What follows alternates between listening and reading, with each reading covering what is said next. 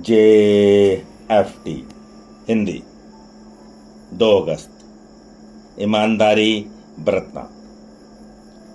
जब हम फंस जाते हैं या दबाव में आ जाते हैं तब ईमानदार होने के लिए जबरदस्त आध्यात्मिक और भावनात्मक शक्ति की जरूरत होती है।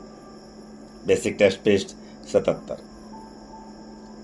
हम में से बहुत से किसी मुश्किल परिस्थिति से बाहर निकलने के लिए बेईमानी का सहारा लेने की कोशिश करते हैं, जिससे हमें बाद में अपने को विनम्र होकर सच बताना पड़ता है।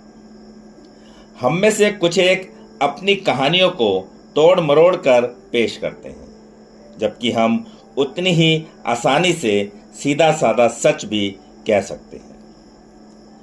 जब जब हम ईमानदारी से बचने की कोशिश करते हैं तब तब हमें इसका नतीजा भुगतना पड़ता है।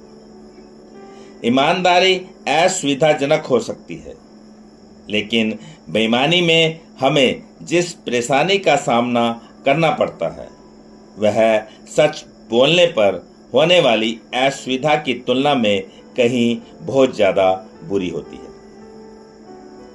ईमानदारी सुधार के मूलभूत सिद्धांतों में से एक है।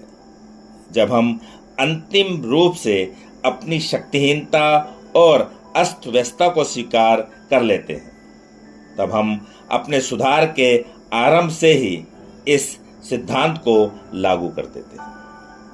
हर बार जब जब हमें कल्पना में जीते रहने अथवा जिंदगी को उसकी अपनी शर्तों पर जीने में से किसी एक विकल्प को चुनना होता है, तब हम ईमानदारी के सिद्धांत को ही बराबर लागू किए रहते हैं। ईमानदारी सीखना उतना आसान नहीं है, खासकर उस तमाम दुराव, छिपाव और छल कपट के बाद जो हम में से बहुतों ने अपने एडिक्शन के दौरान किया है।